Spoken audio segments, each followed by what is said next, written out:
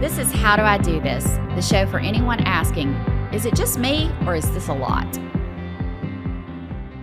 All right, men. After today's episode, you can no longer say, I don't know what to do.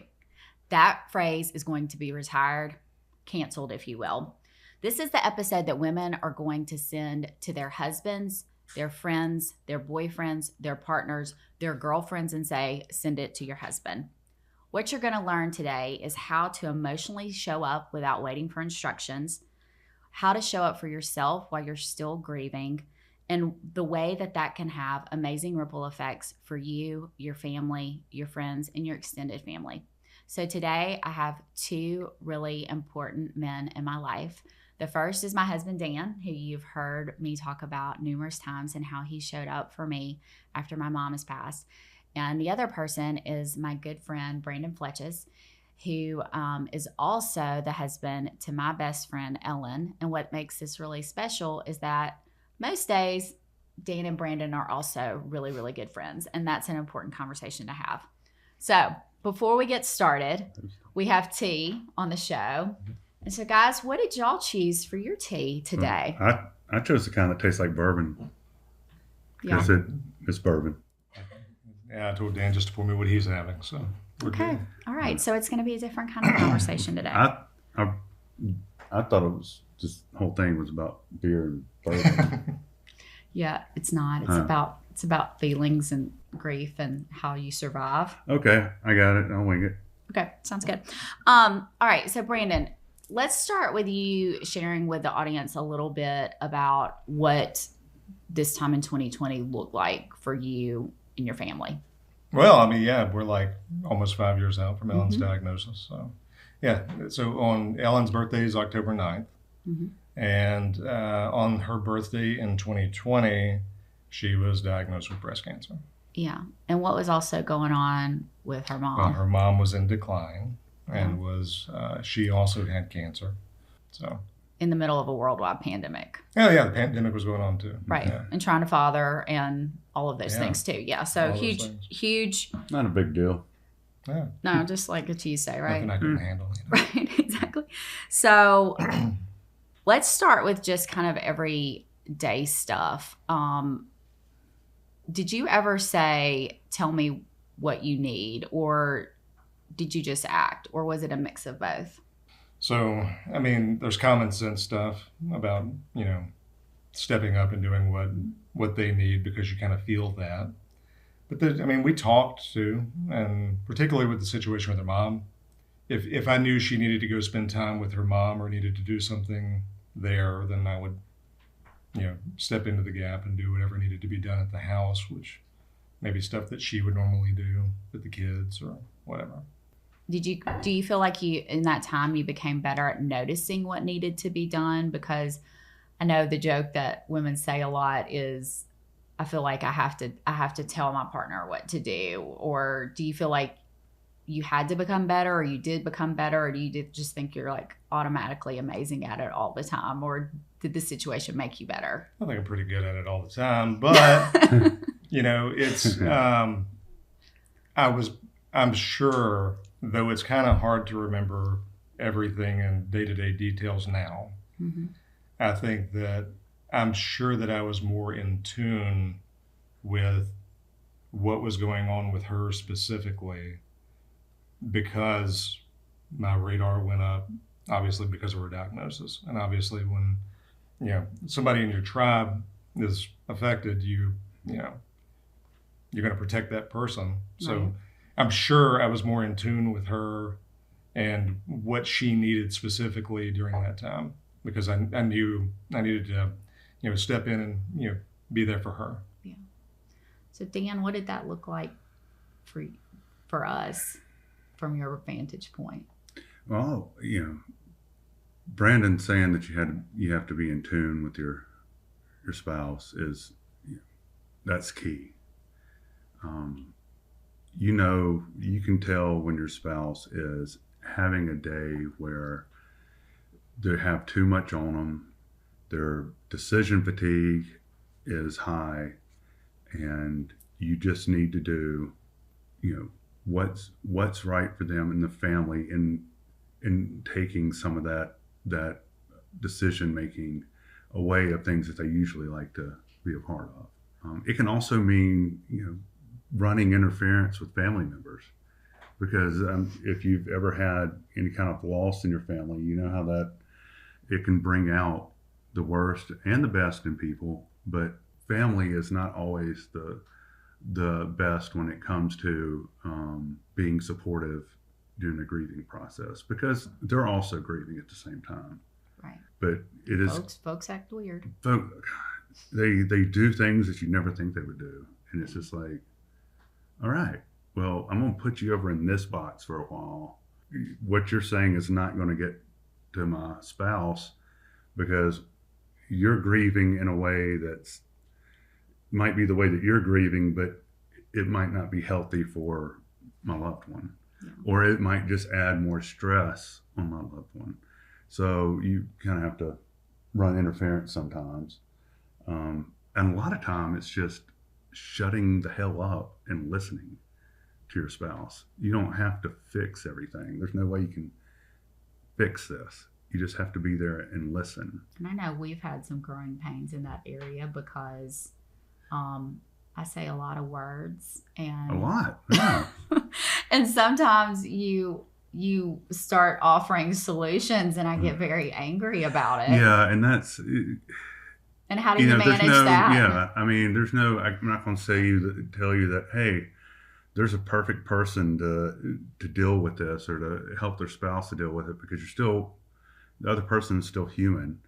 And especially if you're their significant other, if it's your wife or your husband going through it, you get very protective of them. And so you step in and try to control something that you cannot control. So you have to really stay calm, because someone needs to be calm, and listen to them and be attuned to what they need. I know you said it, common sense things, but I understand that not everyone has great common sense. It's sometimes you just need to think like, okay, and a lot of times I will think, what would Ryanne do in this situation if it was someone else? Or I also think, what would Ellen do? Because both of them are so good at being supportive to other people. Yeah. Things that might not seem, natural for us to do, we learn through them. So, try and put yourself in their position and think of, okay, well, what would they do for you if the tables were turned? So, Brandon, did you have to run interference ever when Ellen was getting treatment, or Ann kind of taking care of her mom? Yeah. I just told Ellen, you don't worry about texting anybody. You don't worry about communicating with anybody. And I kept everybody informed of what was going on. Yeah, which was great. Yeah. And if we needed anything, I would communicate that. Mm-hmm. That way she didn't have to experience it and communicate it to other people. So like I would text you. Yeah. I would text Dan. Mm-hmm. I would text all of her other friends. Mm-hmm. And, that way she could just, heal. Well, and I think it was so helpful too, especially if she had a rough day, you were quick to let us know, like, you probably won't hear from her today. She's resting. And so I knew because Ellen and I talk on the phone at least once a day, sometimes more. I know. But I knew not to call her because she needed to rest and her body needs to heal. And so, that small gesture, I think, was helpful. Because as her friend, I loved her and cared for her, and our other friends loved and care for her too. And so just doing that small thing, I think, was extremely helpful for everyone, letting them know, and not putting that expectation on her to have to live through it and, go through all the stuff. Yeah. If you have a partner or wife or husband or whoever that something like that is going on with, just create a mass text chain to give everybody an update on what's going on, how they're doing that day. And that's right. I mean, it is hard to remember specifics, but like I would let you know she's not going to want to talk today. She's, that sort of thing. Yeah. So what I'm hearing is y'all, and I think you both did a great job at this, is you didn't expect the people who were grieving to tell you how to manage things. Y'all just figured out ways that you could, knowing that we're all human, and y'all got a lot of things right. Looking back, I definitely have rose-colored glasses. I don't know anything that Dan could have done better. Brandon, from sitting on the sidelines, you did a great job supporting Ellen. And so, fast forward, I mean, that's the stuff that you remember and the things that kind of filter out. So we talked, Dan, you mentioned this a little bit, but the listening piece.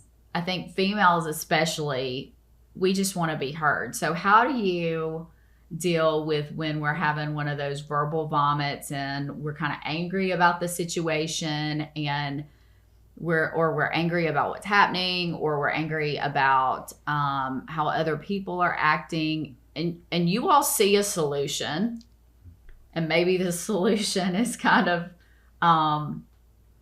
blunt or harsh, and you're like, just do this thing, but that's not what we want to hear. So how do you kind of temper your emotions? Yeah, that's not easy, but Ellen tells me I hijack her bitch sessions. Right. Like she'll be bitching, exactly. Yeah. She'll be bitching about something, and I'll say, and then I'll like, yeah, let's bitch about this. She's like, it's not your turn to bitch. My turn to bitch. The same way. I'll say, and she's like you're hijacking this, and I'll be okay. So in that situation, take a breath. Yeah. And just let them. Remember, it's not about you. It's not about you, because you can sit there and feel like, well, this can affect me that way, this way, and that way. Who gives a shit? I mean, it's about them. They're the ones grieving. Just listen. Sometimes that's all. But at the same time, they will ask you if they want your opinion and help. Yeah, but at the same time, I remember there was one point in time where, and I don't really remember what it was, Dan, that like precipitated, but I remember you said to me, don't forget I'm grieving too. I miss your mom too. And that was a huge wake up call for me, because grief can feel so alone, and you can become very self-centered, that I needed you to tell me that, because I knew you loved my mom and you missed her too. And so how do you balance your grief? Because Brandon, you were sad about all the stuff that was happening all at the same time, and then honoring their grief too. How do you do that now? Well, Brandon and I have a lot in common, and even our childhood and family stuff was very similar. And we had both lost parents prior to Ellen's mom passing and prior to your mom passing. So we had been through the grieving process before. And I don't want to speak for you, but I think. Thank you. Yeah, but I will. It doesn't make it easier. But you're more empathetic to it. You can always think of, what would I have liked? What would have helped me? Well, the way I grieve is probably, it's not necessarily, like you said earlier, the way I grieve is not the way that somebody else grieves, especially, Ellen. Mm-hmm. So like with my parents' deaths, like, I find it easier to be rational and try to rationalize everything. And that's probably, it may not be the healthiest way, but it's the way I deal with it. And, I look at losing parents as it's something that everybody is going to experience unless something worse happens. Everybody's going to lose their parents unless something worse happens, which is you predeceasing your parent, which is like the worst thing that can happen.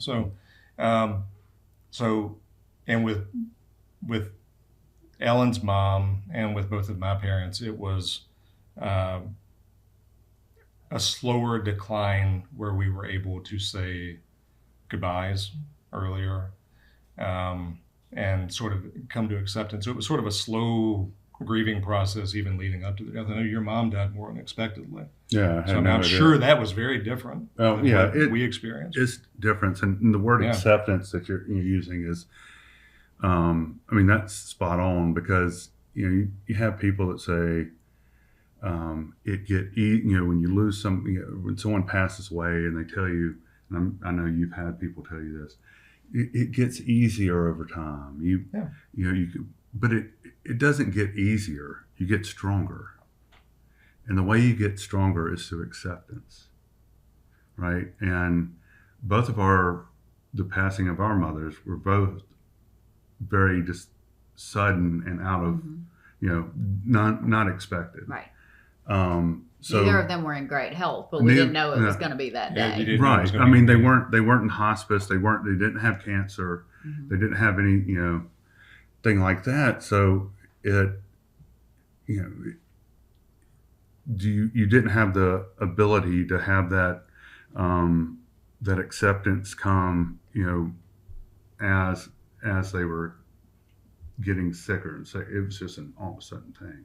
So in our case, or your case, acceptance is what will eventually make you stronger. But acceptance does not mean that you approve of it. You can still want her here every day. And I know you do. I want your mom here every day. But if, once you hit that acceptance point is when that brings your strength. And it is a little different when it's, like you said, unexpected and all of a sudden. I had a close, somebody who was like a second set of parents to me who got killed in a car accident. That was like a ton of bricks. I mean, that was crazy. But, I think it's very different ways that you can lose somebody, and it definitely affects, I think, how you can process it and grieve in that situation. You shouldn't have any expectations of how someone should grieve and process something like this. Even for yourself, I'm learning. Right. Yeah. Right. Oh no. You remember when my mom passed away, mm-hmm. I had no idea. Like I was like Ricky Bobby. What did I do with my hands? I didn't know how to deal with it, and it's a learning process. Yeah, learning to become a new. How do you become yourself without this person in the world? And this person is so important. I mean, it's your mother, and I mean, you have these feelings right off the bat, like when you hear that they pass, and they're not. It's like, okay, well, there goes the last person that will ever truly love me, that ever really, truly cared about me without exception. And that's not true. But that was my feeling, passing away, because your mother is such a strong part of your life. Yeah. I mean, she gave you life, but you have a connection with your mother, like, it's a chemical connection, really.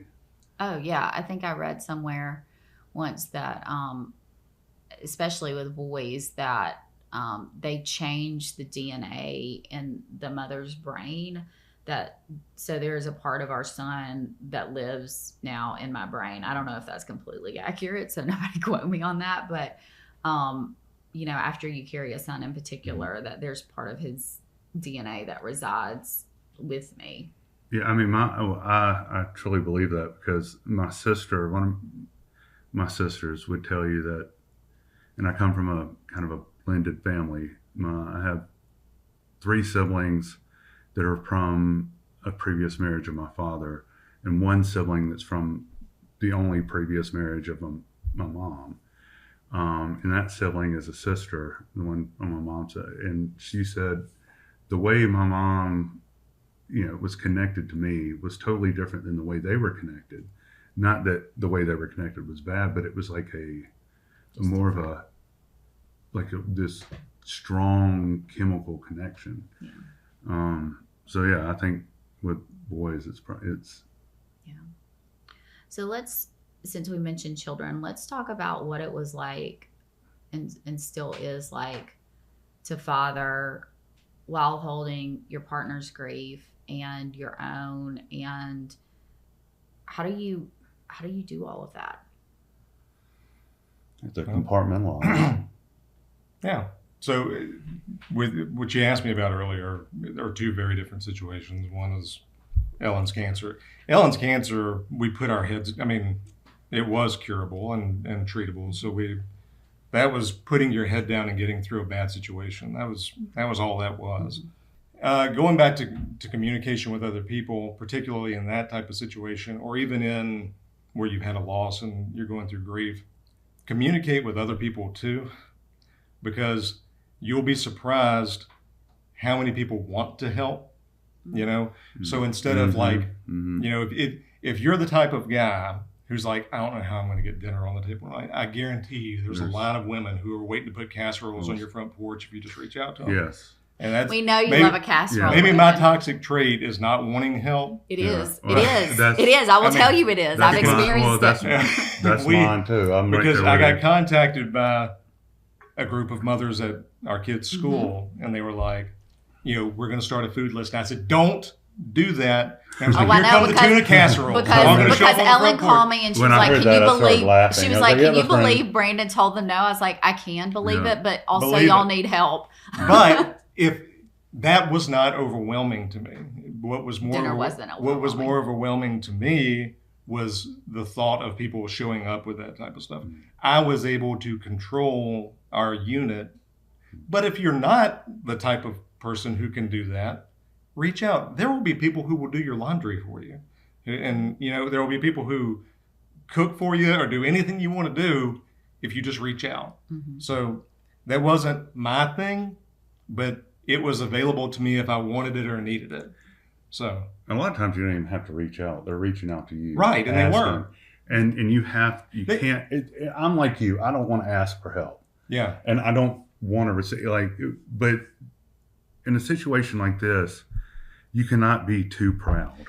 No. Because it says there's nothing wrong with accepting help. No, I don't think there's anything wrong with it. It was just overwhelming to me. Yeah. But no, I understand But what I did take advantage of, you asked me how to father in this situation, so that the kids were not there, maybe witnessing like some of the worst of it. I would set up play dates, and they would go for play dates, and they'd be out of the house where I could deal with what needed to be dealt with. Right. And that's a great idea for people. And that's what it looks like sometimes. Sometimes it is just, okay, she needs peace and quiet. That's it. Right now. And you get the child out of the house and you go do something with them for a few hours and give her that time to think and heal.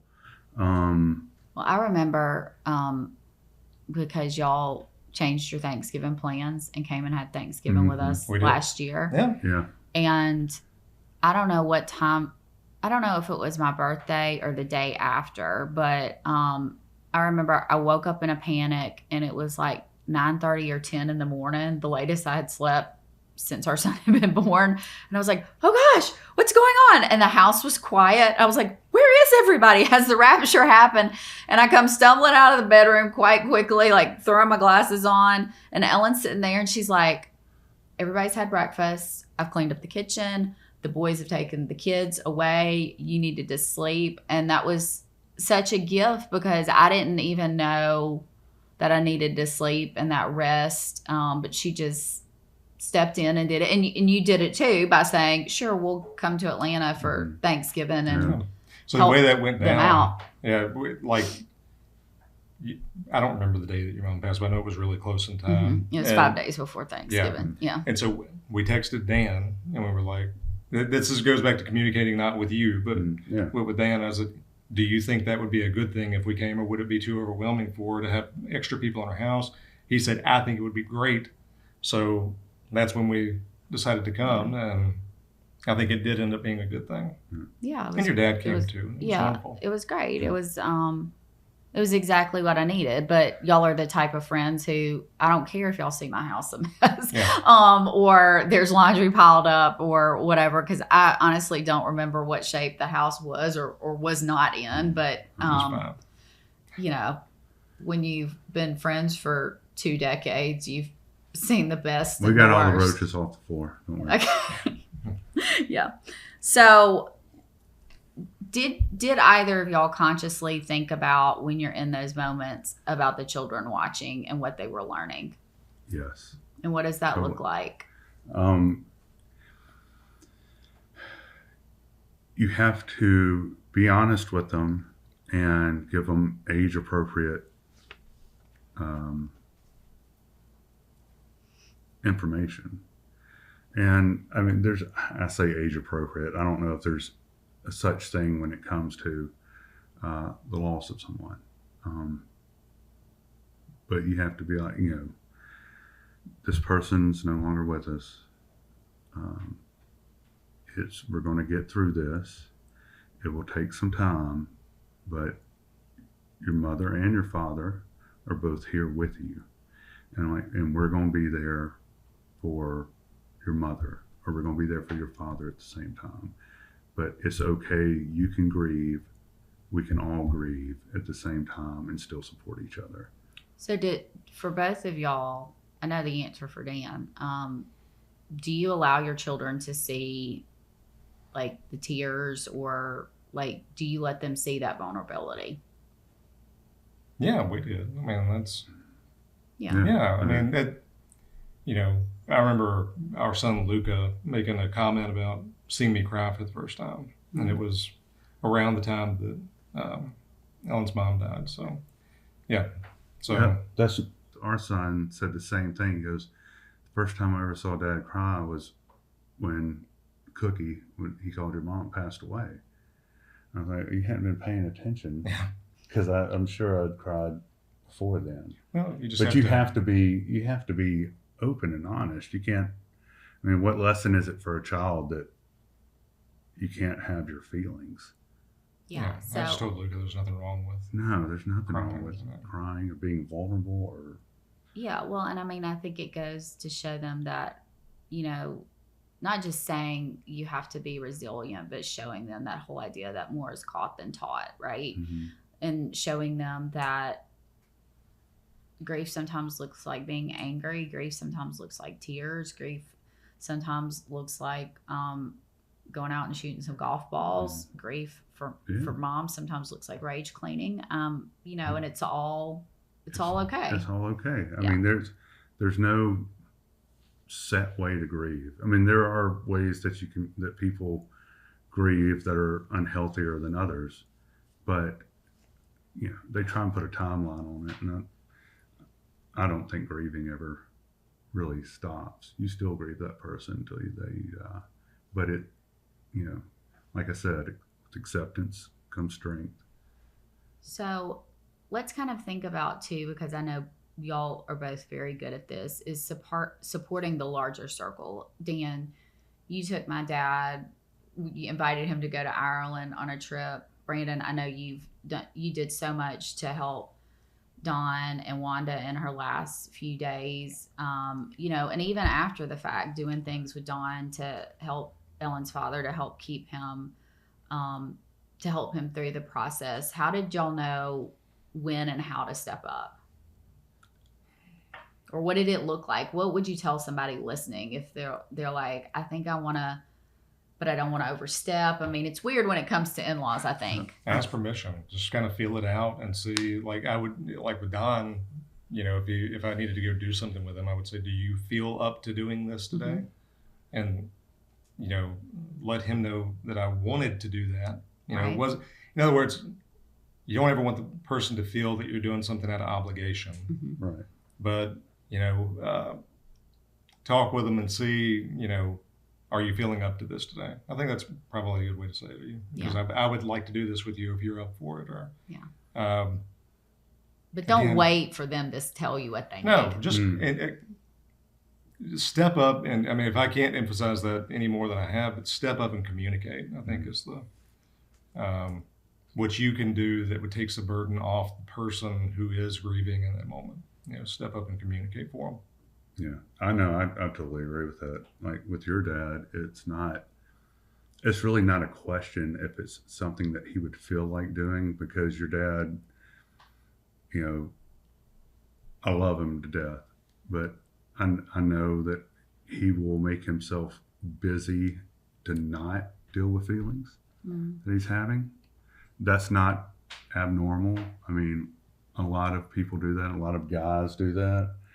But with him, it was providing him a safe place that he could, one, get away, have a good time, but also have a safe place to talk. Yeah. Because he knew that you loved my mom too. And, it was. And helped her and look, when my some mom, of those last few months. When my mom passed, I never really had to fully grieve it because your mom just stepped up and was right there. And your dad did too. But your mom just stepped up and was so kind and loving. And so, I mean, I really, really did love her a lot. So when she passed, I grieved. I had to, I guess, finish grieving my mom. I mean, you never finished, but I also grieved yours. But, it's not, I don't think it's just enough to be there for you. I felt like being there for you was also being there for your family. Yeah. And I know this is going to be maybe simplifying it too much, but if I could say anything to my friends that maybe don't have the same experiences as we have, as far, just it boils it, don't be an asshole. Really, just don't be an asshole. Yeah. How would you like someone to, how would you truly like someone to be there for you in the situation? And don't say, I just want everyone to leave me alone. I'm good. Just leave me alone. I'll be fine. You won't. You know that. You know better than that. You don't have to prove anything to anybody. Losing someone is the hardest. Yeah. It can be the hardest thing you ever go through. And it has been for me. I know it has been for you. Yeah. What would you say, Brian? It's don't be a dick. Not being a dick is always pretty good advice. Right? So, each individual has their own way of dealing with things. And if you, not to contradict Dan, if being in isolation is a way to deal with something for an individual, let that person have their process. But if we're specifically talking about helping others, I think just be in tune with what they need, mm-hmm. Communicate. Talk with their closest friends to let them know how they can help. That's, if I'm giving advice, it's an okay time to talk behind somebody's back. Well, it's an okay time. That's an okay time to talk behind somebody's back, right? To say, what do you need? What do you think they need, right? No, but what I'm saying, so what I was saying is, if your way is isolation, don't think that it's your spouse's way of dealing with it. Don't just. So what I'm saying, don't be a dick. Don't just think about yourself. You have to think. You have to be able to put yourself in that person's situation and with that person's, personality. Yeah. So before we go, I have 5 lightning round questions that I ask all my guests. Dan's heard them already. I'm at a disadvantage. You are at a disadvantage. I don't remember them, Brandon. I really don't. You know me. I'll start with Dan. What's a life lesson, and just off the top of your head, it doesn't have to be long. What's a life lesson that your mom or your grandma has given you that you think about a lot? It's not about you. Okay. What about you? All right. A life lesson that my mom gave me mm-hmm. that I think about a lot. I will say that in this place, she always told me to speak. These were her words. Speak loudly and distinctively. So and that has actually played into my career as a lawyer. Yeah. So I speak, where people can understand me, because anytime I had something at school, she would tell me, just speak where people can understand you. Speak loudly and distinctively. Yeah. So, and these can be funny, by the way. Yeah, that sounds. All right, I'll try to be funny. Well, no, I'm just saying, I forgot to mention that. Our mothers were a lot alike. Huh? Our mothers were a lot alike. That was the first thing that popped into my mind. So. Yeah. My mom was always like, when taking care of others, it's not about you. Yeah. Put yourself out there. So when life has gotten really loud and you're having one of those days, what is something that is comforting to you? Mine is talking to Brandon and our friend Chris. Yeah. I mean, that's very comforting. Laughter. Yeah, laughter is I almost added, besides sending each other naughty memes or funny jokes. That's constant. Well, that is. We don't have to be having a bad day for that. I mean, besides that, I mean, and that's not good. Oh my So I God. mean, it's not. Well, and I'm getting your husband into golf too, and I think Well, I was into golf. back into golf. Back into golf. I think golf is that kind of physical activity is therapy for me. Yeah. Like that's it really is. you know that helps me work through things because maybe I don't have to focus completely on the problem, but somehow in the background I'm working it out. Yeah. Golf is just one thing at a time. Yeah. So Right. what's Right. the most sacred thing in your house that you're just gonna, like, if something was to happen, packing up for a hurricane, you're like, this, I have to take this with me. Besides wife, kids, and dog. Yes, besides wife, kids, and dog. You go ahead. No, man. You started talking first. You go right ahead. I don't know. That's a really good question, but it would probably be something like a piece of Ellen's mom's art. Yeah, Yeah. I agree with that. If we were abandoning all, we would probably Like the one above the the fireplace. piano or the yeah. fireplace. Yeah. I think, That's the one I'd want you to take too. Yeah. I think mine would be, a picture of, us together with your mom, and then a picture of my mom. Yeah. Yeah. So if you could ask God one question and get an answer, what are you asking? What have you been up to? I mean, I know that sounds. Is this hell? Is this hell? Which I think is a valid question. Yeah. I I mean, give some you the- people believe that. I mean, It's, that Earth is this hell? Like, yeah, that's a valid question. why are we here for such a short amount of time? Yeah, that's a good question. Why does chocolate poison dogs? Yeah. Why are Why can't dogs they only here for enjoy like that? 10 years and they're the best creatures on the planet? Yeah. That's true. I had to like temper like 5 questions down if I'm really asking God a Yeah. question. No. But like, yeah. Wait, you made That was them pretty first. messed up. You made them first, Isn't it and then awesome? and then you made the thing that causes you the most If there's problems one thing on this second. planet that should And live for then 100 they years, can live longer. it's a dog. Yeah, I would think that something that should be long, that dogs and animals should live longer because they cause Definitely less dogs. problems. I don't know about cats. Yeah, cats. Definitely it's- dogs. I don't know. I think Taylor Swift's cats should live longer. Just true. I think Taylor Swift should come on this podcast. I think she should too. This is why y'all are the best. Okay. So, ride or die, it can be a swear word or phrase that when you're just kind of done with the day and it's been one of those days, what are you saying? I can tell you exactly what I say. And it's not a phrase. It's my kids and my wife know I'm done when I start singing I'll Fly Away. That was my mama's favorite gospel song. And if I start singing it, they're like, oh, we gotta leave daddy alone. Really? He's gonna fly away. That's Yeah. funny. Yep. That's good. That's what Do you want to give us like a little taste of that? That's Oh, not really. please bless us with your Please. vocal talent. So I'm You not mentioned it. sounds I know like now it. you're gonna feel like you're gonna know what Celine Dion feels like if you sing them. It's true, Yeah. you will. It's a lot of pressure. I think right? Celine Dion would just do it. That's, Mine's just fucking A. Yeah, that's true. That is, yeah. If I say fucking A, I'm just. It is what it is. Yeah. All right.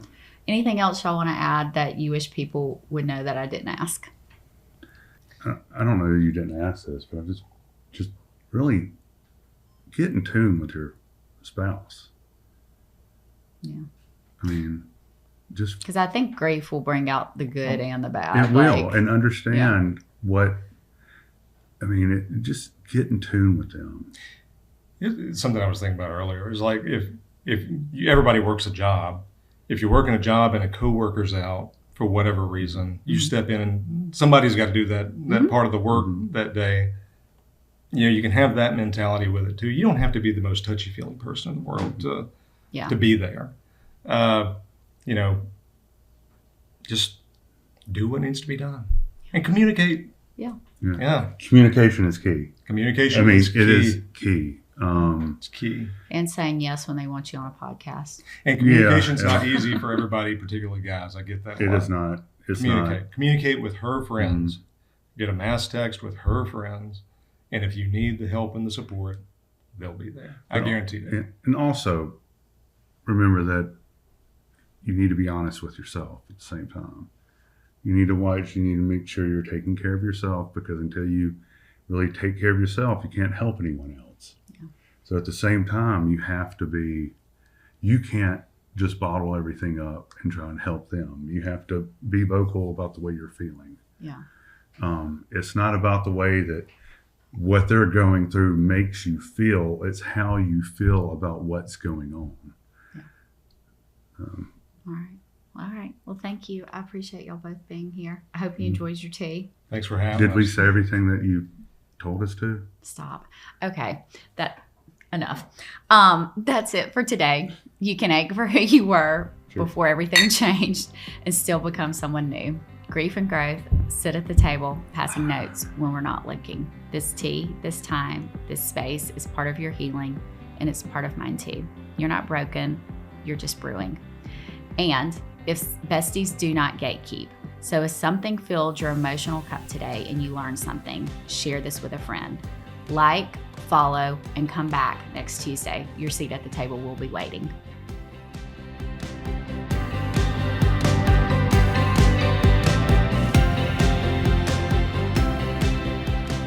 Follow along on Instagram at How Do I Do This Pod and on YouTube at How Do I Do This Pod. DM me on Instagram and tell me what kind of grief you're holding right now. Seriously, I'll read every one and will probably be the person to respond back. Tell me what you have tried that you think might help me. I'm open to trying anything that's not illegal. Your story might find its way into one of our future episodes.